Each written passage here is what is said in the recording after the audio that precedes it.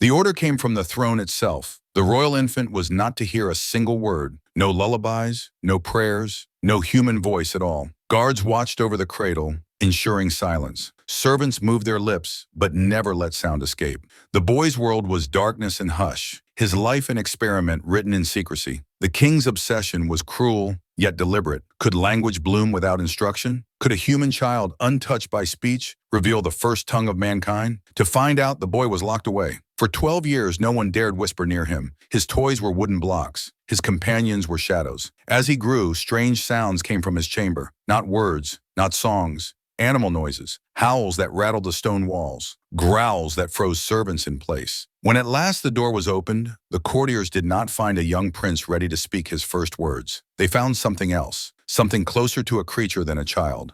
And the question no one could answer was this: had silence created the monster or revealed it? The boy's fate was not born from chance, but from obsession. For centuries, scholars and kings whispered of a mystery. What was the first language of mankind? Was it Hebrew spoken by Adam and Eve? Was it Greek, the tongue of philosophers? Or was there an older primal language buried in the human soul, waiting to rise if no other words intruded? Kings before had dreamed of the answer, but few had dared to test it. This king dared. He ordered the newborn heir stripped of speech, sound, and song. Not a syllable was to reach his ears. Nurses were forbidden to speak. Wet nurses hummed no lullabies.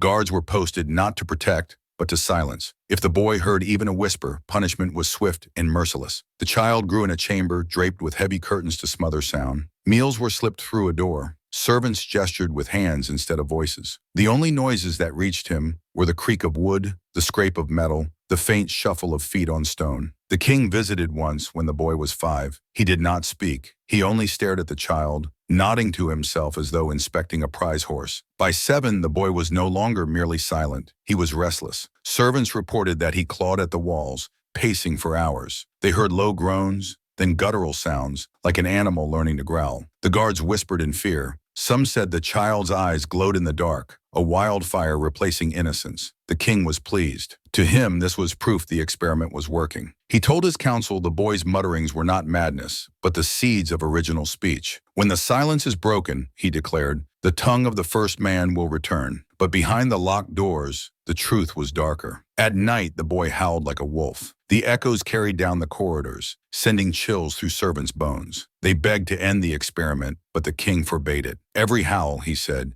is a step closer to truth. Then came the drawings. At age 9, the boy was given charcoal and parchment to keep him occupied. What he created stunned his keepers. Not words, not letters, just jagged spirals, claw-like lines, circles within circles. Some said they looked like eyes. Others swore they resembled mouths stretched open, screaming silently. When asked what they meant, the boy only hissed. By the time he turned 12, his sounds had evolved into something sharper. Not speech, not language, yet ordered. Rhythms, patterns, a guttural chant that repeated night after night, as if he were speaking to someone unseen. The servants stopped going near his chamber after sunset. They said the sounds no longer belonged to a child. And still the king waited. For him, the boy's suffering was secondary to the answer he craved. When the 12th year arrived, the order was given. The child was to be brought into the great hall, to be unveiled before court. The silence would be broken. The first words of the boy, whether divine or monstrous, would reveal what mankind was before history began.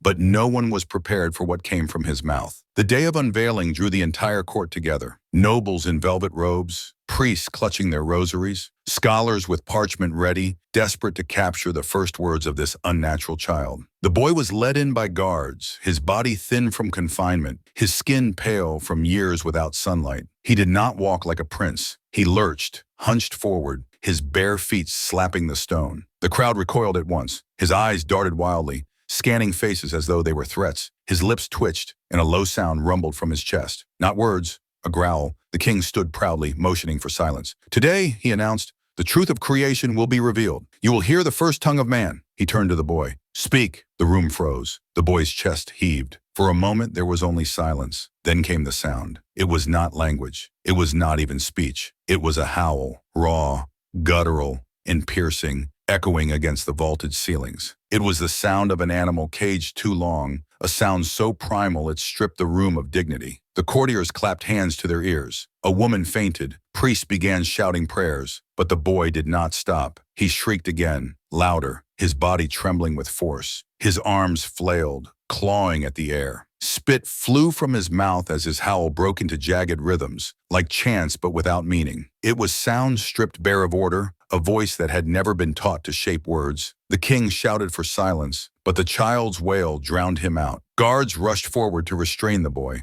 but he thrashed with unnatural strength. One guard swore later that the boy bit him, teeth sinking deep into his flesh like a beast. Another said his eyes were not empty, but blazing, mad, feral, unrecognizable as human. When finally they dragged him to the ground, the boy still howled, pounding his fists against the stones until blood smeared the floor. The king, pale but defiant, insisted this was the result he had awaited. "You see," he cried, "unspoiled speech, the true sound of the first man." But no one believed him. Scholars scribbled nothing. Priests condemned the scene as demonic. Nobles whispered of curses, of madness, of punishment from heaven itself. The royal experiment was no revelation. It was humiliation. And the boy? He did not stop howling, not even when dragged back to his chamber. His voice grew hoarse, but the sounds kept coming. Screeches, barks, guttural moans. Servants said the noise shook the walls at night, echoing through the palace like the cries of a tortured beast. The king doubled down, declaring the experiment a success. But behind closed doors, even his council turned against him. They argued the boy was not proof of divine speech, but proof of royal cruelty, that the silence had not uncovered the first tongue of man, but destroyed a child's humanity. Yet something else unsettled the court even more. For days after the unveiling, servants reported hearing the boy's howls taken up by animals around the palace. Dogs barked in strange, broken rhythms. Horses shrieked in their stables. Birds gathered at windows, cawing in unison. It was as if his voice had touched something primal in every creature that heard it. The scholars were forced to ask a darker question. Had the boy truly learned nothing, or had the silence given him something else? A voice not meant for men, but for beasts? And if so, what had the king really unleashed? After the throne room incident, the palace changed forever. The boy was returned to his chamber, but the echo of his howl still lingered in every corridor. Servants refused to walk past his door at night. Priests demanded exorcisms. Nobles whispered of divine punishment. Yet the king remained unmoved. He declared that history would remember him not as a tyrant, but as the ruler who uncovered mankind's origin. But what origin had he uncovered? The boy's sounds grew stranger with each passing day. He no longer howled at random. His guttural cries began to repeat in patterns, like a chant. Rhythms emerged, low vibrations that shook the stone floors. Servants claimed to hear the same sequence night after night, as though he was calling to something, or someone. When guards peered through the cracks of his chamber, they swore the boy was no longer alone. They saw him crouched on the floor, hands trembling, eyes fixed on shadows that should not move. He whispered, not in words, but in hisses and moans. And in the corners, the darkness seemed to shift, as if answering him. One soldier refused to enter again. "He is not speaking to us," he muttered, pale-faced. "He is speaking with it." The king dismissed such fears, but unrest grew. In the kitchens, servants whispered of animals gone mad. Rats gathered by the hundreds outside the boy's chamber door, squealing in rhythm with his sounds. Dogs growled at nothing, pacing in tight circles until their paws bled. Birds slammed themselves against palace windows, breaking their wings in desperate flutters. The boy's howls had infected the living. And then came the night of the feast. The king demanded a celebration, determined to drown rumor with splendor. Musicians played, wine flowed, torches blazed high. But as the king raised his goblet, a sound erupted from beneath the hall. The boy's howl, deep, resonant, terrible. It silenced the music in an instant. At first it was a single cry, then it multiplied. The howls spread, echoing through the palace, until it seemed as though dozens of voices were screaming together. Courtiers dropped their cups. Nobles fled the hall. Some swore they heard words hidden in the noise, harsh syllables, not of any known tongue, yet carrying a meaning that pressed against the mind like claws. The king, furious, ordered the guards to bring the boy before him again. But when the door to his chamber was opened, what they found froze their blood. The boy was crouched on the floor, his hands and face smeared with soot, symbols drawn on the walls in black spirals. The patterns matched the jagged drawings he had made years earlier, circles within circles, endless mouths and eyes. But now they were larger, carved deep into the stone as though etched by more than human hands. And in the center, the boy howled. His voice cracked and raw, but steady, unrelenting, vibrating with something that seemed older than words. One guard swore that as he approached, he felt his body weaken, his vision blur, his heart hammer in unnatural rhythm to the sound. Another claimed the boy's eyes no longer looked human, but glistened like an animal's in the dark. The guards dragged him into the great hall, but when placed before the crowd, the boy did not flail as before. He stood, trembling but upright. His lips moved in jerks, and from his mouth poured a torrent of sound that chilled every listener. Not howls, not screams. Something worse. It was structured. Broken syllables strung together, repeated and sharpened, as if forming a language no one recognized. The priest cried out, declaring it the tongue of demons. The scholars fell silent, realizing the king had achieved his goal. He had forced a child to create speech without instruction. But it was not the speech of man. It was something alien. The courtiers panicked. Some fled, others collapsed, hands clamped over their ears. The boy's words rose higher, shaking the torches until flames sputtered. Animals in the courtyard screamed in unison, mirroring his voice. Horses reared, dogs clawed their kennels. Even the birds in the rafters shrieked in matching tones. The king staggered, but did not falter. "This," he cried, "is the first tongue. This is the voice of man untainted." His council stared at him in horror.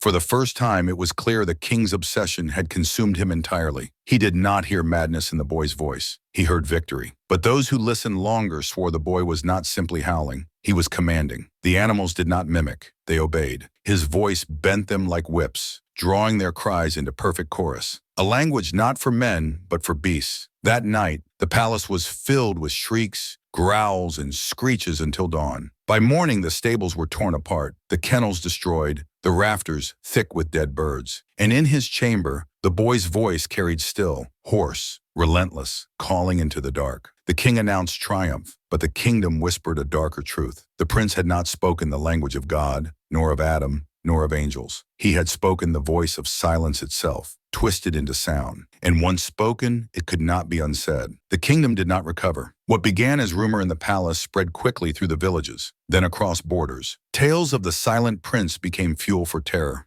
Mothers warned their children never to speak ill of the crown, for the boy could hear whispers carried on the wind. Farmers swore that livestock shuddered at his name, animals sensing what humans could not. The court tried to maintain control. Records of the experiment were burned. Guards who had witnessed the boy's howls were silenced. Some dismissed, others simply never seen again. But secrets rot when buried, and what the king sought to erase only grew louder in the mouths of the people. Servants who had fled the palace carried stories into taverns, that the boy no longer ate with his hands, but with his teeth, that his eyes glimmered in torchlight like those of a predator, that he whispered in broken syllables to the rats that gathered at his door, and that they listened. Scholars, once eager to prove the king's theories, turned against him. They claimed the boy was no proof of the first tongue, but evidence of something far worse, that language itself is fragile, and when stripped from the human mind, it decays into something animal, something inhuman. Priests, meanwhile, declared the experiment a sin. Some even whispered of divine punishment, that the silence had not revealed mankind's origin, but severed the child from humanity altogether. Yet the king would not yield. He announced the boy would one day take the throne, his voice a weapon of truth. He boasted that foreign armies would tremble before the sound that had bent beasts to their knees. His words terrified allies and enemies alike. Envoys left the court shaken, muttering of curses and madness. But within the palace walls, fear outweighed loyalty. Servants began disappearing. Some fled into the countryside. Others were said to have been pulled into the boy's chamber and never emerged again. The king ignored it all, blinded by pride. The final fracture came when a counselor stood in the great hall and spoke what others dared not. "This is not a prince. This is a creature. You have made a beast of royal blood." For that, he was executed. But his words remained, echoing in the minds of all who heard them. The boy was no longer a child. He was a living reminder of a question no one wanted answered. What is man without language? And the more he howled, the clearer the answer became. With the boy hidden from sight, his story slipped into rumor, legend, and fearful speculation. Yet scholars, priests, and common folk alike could not resist asking the same question. What had the king truly created? Some insisted the child proved nothing but cruelty. They argued that language is not natural, it is learned. Strip a child of sound, and you strip him of humanity. The prince, they said, was no revelation of the first tongue, but a monument to silence's destruction. A boy raised like an animal will speak like one, nothing more. Others disagreed. They pointed to the rhythm in his howls, the way animals seemed to answer him. They claimed this was no accident, but proof of something buried deep inside the human voice, a primal command, older than words. The first language was not speech, one priest dared whisper, but power. Then came the darkest theory, that the king had not uncovered the origin of mankind at all, but opened a doorway to something beyond it. That silence is not empty, but inhabited. And when the boy grew up without words, it was not human thought that filled the void, but something else. Something that waited in the quiet, eager to be given a tongue. These ideas spread like a plague. Farmers feared silence at night, filling their homes with song and noise so no child would sleep in absolute hush. Nurses hummed constantly over infants, terrified that stillness itself could twist the soul. Even in monasteries where silence had once been worship, the monks grew uneasy. They whispered that perhaps the absence of sound was not holy at all, but dangerous. And yet the boy's memory did not fade. His howls were remembered not as madness, but as warning. Nobles who had once laughed at the king's experiment now looked at their own children with unease. What might happen if another ruler tried again? What if silence itself was contagious, waiting for a chance to spread? The king died with his secret intact, but the boy, his fate was sealed away. Some say he was buried alive in the palace crypt. Others claim he escaped, roaming the woods, his howls carried on the wind. A few insist his bloodline continued, his children inheriting not words, but the voice of beasts.